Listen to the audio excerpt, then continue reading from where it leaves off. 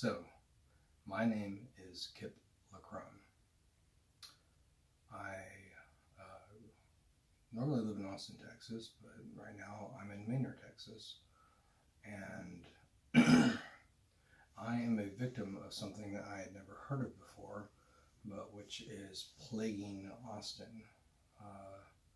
Unbeknownst to the non-sketchy Austin Police Department, and non-sketchy Travis County Sheriff's Department. Although I really can't say that either because both of them have been notified by multiple witnesses and multiple victims and have been provided a shit ton of evidence. I had never heard of the concept called gang stalking. It has nothing to do with street gangs. And it basically normally involves a group of people that go around harassing people from afar and basically torturing people or nagging them to death with no motive. There's no personal motive. There's no financial motive. They do this for sport. They do it for fun. And from what I've gathered online, it typically involves hacking. It typically involves, playing high frequency noises. You can get an app on your phone that does that, and you can annoy your neighbor. And if you amp it up, you can really annoy someone from a distance. And but this group involves Austin Police Department officers and Travis County Sheriff's officers. Now, do they make up the core group? I'm not sure because it's an anonymous group. And when I say anonymous, that just means they're not known to me. They're known to many people. There's at least several members of this group, if not much more. And that's just on the team that's surrounding me. They are essentially a terrorist group. They terrorize people in Austin. They torture people in Austin. They sometimes fuck with people subliminally or without their knowledge. They can cause people to feel like they're ill or to feel like they're having a headache or to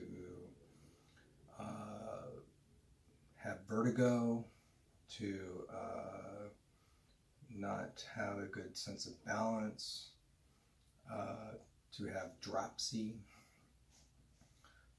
to just have a series of unfortunate events.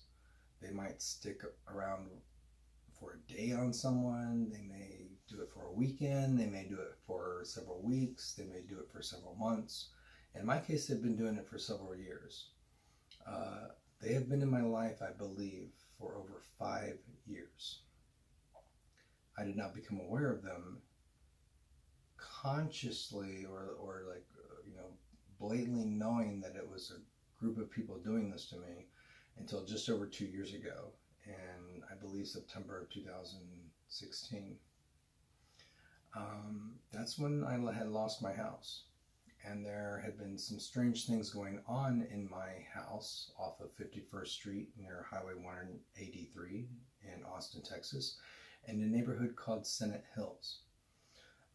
I don't know if it's related to this group who must use drones for what they do. And you can buy a handful of drones for less than an Xbox or PlayStation. But I think these drones are much more expensive and they have fancier devices on them. I do recall on Nextdoor, someone had posted that someone was flying drones in the neighborhood in a company marked vehicle, and I don't think they ever got the name of the company. Those people said that they were flying drones to get aerial shots for the homeowners association. Someone else had posted that it was for some Showtime reality show on Nextdoor. I don't know where that rumor came from. I find it somewhat suspect because I don't know if that was a rumor that they put out there to throw off the scent of these people and to just sort of answer it quickly. But when someone posted that the people, when confronted, said that the HOA had authorized them or hired them to do aerial views of the neighborhood, the HOA responded immediately that no, that was not the case. And then the people kind of fled. I have no idea if that was the beginning of this group, but I do know that there were drones in our neighborhood. I saw drones outside of my house there, near the end of my stay there. I saw one fly up to my window, although I'm not really sure if it was a real drone or if it was sort of a projection on my window. We'll get to projections a little bit later. And there was someone that was sitting beside me that to this day, I still can't remember who it was, and they witnessed that. And then the week after I moved out of my neighborhood, after my house foreclosed, a woman had posted that there was a drone spying on her outside of her window.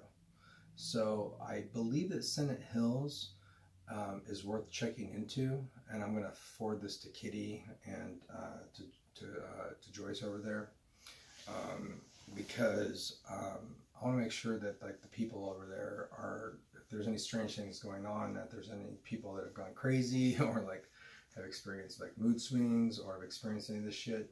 I really want them to know, because they stuck on my house. They were in my house. They were around my house and spying on my house for a few years before I lost it.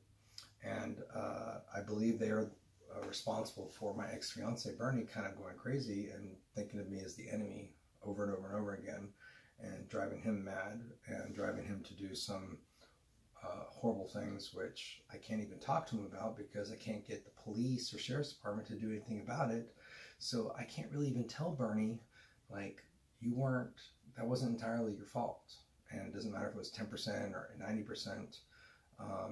These people can push people over the edge. They pushed me to the brink of insanity. They pushed me beyond what anyone has pushed me to. After Bernie moved out, my best friend, my gay best friend George Longoria moved in, and pretty soon he heard me talking behind his back, and I would find him crying and going like, "I'm sorry, like whatever it is will change," and he would tell his partner Frank that I was talking behind his back, and then it turned more from sadness to anger over a period of time, and like one time he was like, "I heard what you said." I would never talk about someone behind their back, especially a good friend of mine. If it's someone who's like an asshole, I might bitch about them with someone, but like, it's like if I talk about anybody behind their back, I might be like, it's not anything I wouldn't say to their face, and it's probably something in good humor. I make fun of myself more than anybody else. But I have nothing but nice things to say about George. But our relationship turned very sour, and he moved out, and I now know that he did hear my voice saying mean shit behind his back, or not really behind his back, but as other people heard people talking behind their back and had hallucinations. And I just thought it was some weird thing, because I didn't have a bad choice of roommates after that. And but I don't think it was their fault.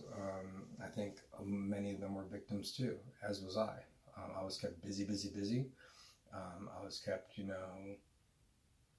constantly like I felt like I was constantly like keeping the house up, but then I was constantly like trying to put it back together after people moved out, to the point where I totally didn't look at notices until my house foreclosed. And I know now from these people, not just from them saying it, but from things that happened in the past when I was at my house, that, oh my God, you were there then. That's why Bernie went crazy. That's why George went crazy. That's why this happened. That's why this happened. And then some of my roommates, I know Will, when I ran into him a few months ago, it's been years since I've seen him, since he was at my house, he's still experiencing it. So they're stuck on him, but he's sort of he's got a subset of what I've been going through. I think he's at an earlier stage of paranoia where he thinks like his roommate's talking about him. He's doing the license plate thing, where you do license plates because you think they're sketchy cars, and I'll get into that later. I was doing license plates